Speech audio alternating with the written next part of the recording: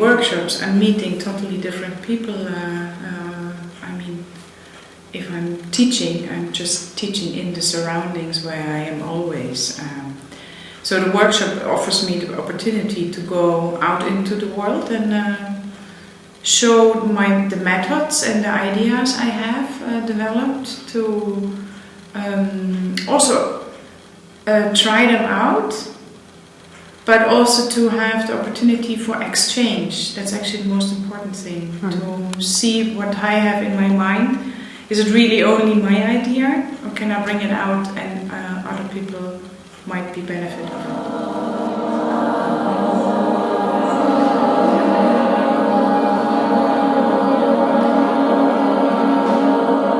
Well, people can get an idea, so they will not get trained, they will not get into the really depth of the experience. Then you need at least 1 week, actually you need much longer.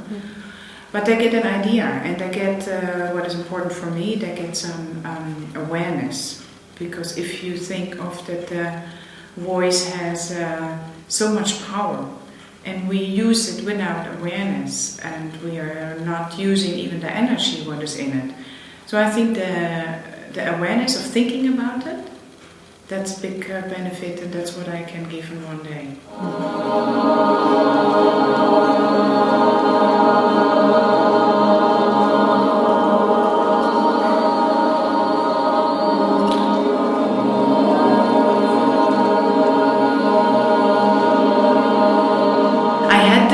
Many years while I was developing this workshop structure, and I still was thinking, shall I do workshops or shall I do performance? And the need to perform actually disappeared at all. I don't need to be on the stage anymore and sing on a perfect way. I really believe that the healing quality of the singing together, singing by myself, singing with people in a workshop, has a much bigger value than if I would be at a stage, at least for me.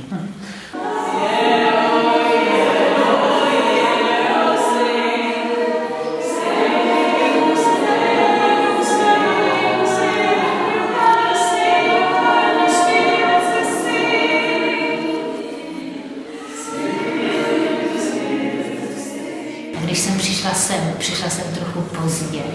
Otevřela jsem dveře a vstoupila jsem do hlasového ráje. Pracuji pořád s dětmi, pracuji s dětským souborem, setkávám se s kolegyněmi, učitelkami, občas se studenty na pedagogické fakultě a vidím, jak je strašně potřebí se věnovat hlasu, hlasové kultuře.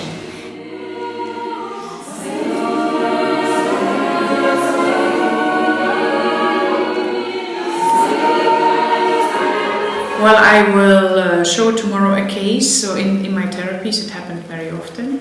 Yeah. It's not in every therapy, and it's not every day.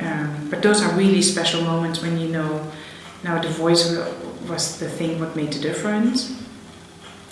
Because of the human connection. That's what I also explained. What I'm believing is very valuable. And in workshop, it happens. Yeah. And I remember, I think it was one of the first workshops I gave at all. I was still trying out, and it was in Istanbul in Turkey. And I gave a workshop, and it was really a tryout, so people didn't have to pay for it. And a friend of me, she was a therapist, she organized it. So she found the people, they were all healthy people, grown-up people. And but they were open to participate and just see what's going on. And there was one person who was very, very much against what I was doing. So the workshop was from Friday night until Sunday night. So we had 2 whole days plus an evening. And this person was always in discussion with me and always trying to ask difficult questions or not understanding the exercises. And the longer the workshop moved on, the person was able to let go of so many of the defenses. And on Sunday night, this person was really hugging me and telling me how important this workshop was for him, because he had so many defenses and they were gone. So I think this is just the most beautiful present I got, and even in the tryout. So I wasn't sure if the things what I would find if they really work. So I didn't know yet.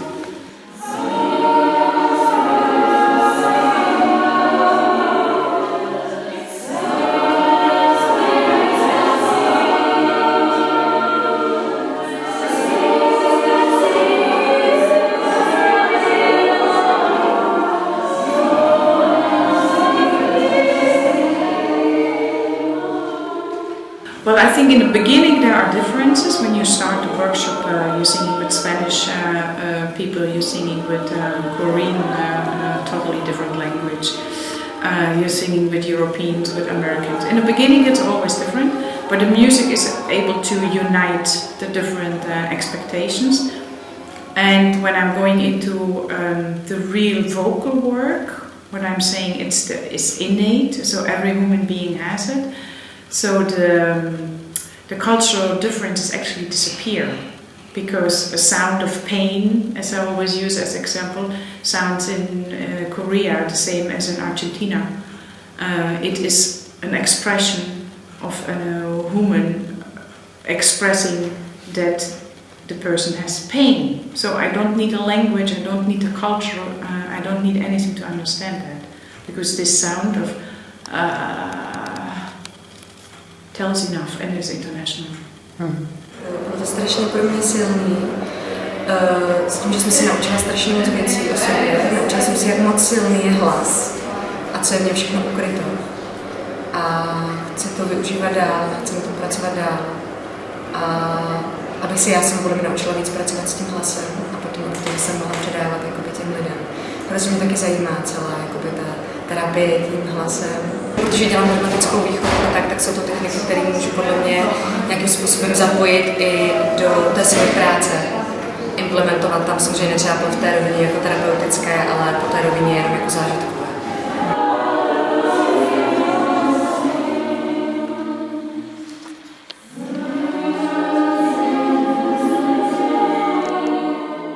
The differences in the cultures, what I see is just involving into the work. And in Asian culture it was, in the beginning it takes a while before they start opening up, because they're not used to showing their emotions. Versus, for example, Argentina, people are very open-hearted, and I just started 5 minutes and they would open up and they sing freely and they get into the movement. So the start, you really feel the differences, but if you go into a deeper level, later on you don't see differences anymore. Potkávám samu sebe skrze ten hlas. Skrze ten hlas se vlastně vyjadřuju, uvolňuju se do toho prostoru a získávám svobodu. Svobodu projevu, že jestli můžu být nahoře, jestli můžu být dole, jestli můžu být staccato, nebo jestli můžu být jako rozvláčná. A tohle ten repertoár té svobody, vlastně toho moci být kdykoliv, tak to je takový to gro, co vlastně dělám i v té terapii, kde těm klientům dávám něco, co tam jim třeba jakoby chybí.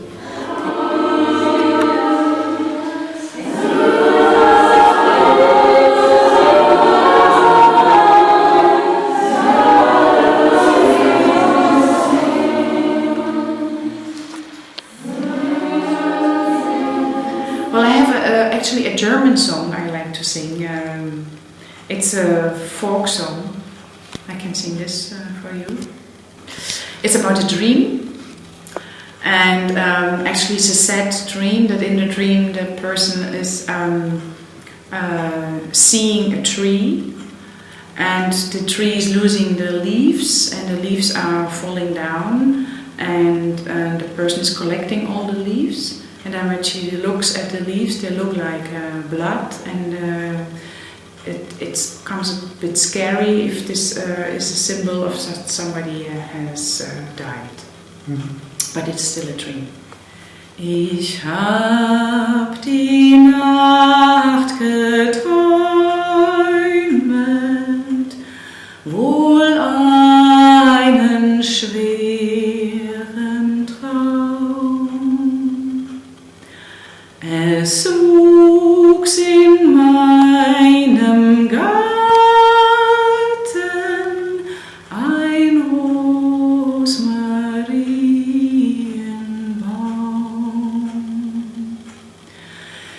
Der Kirchhof war der Garten, das Blumenbeet ein Grab. Was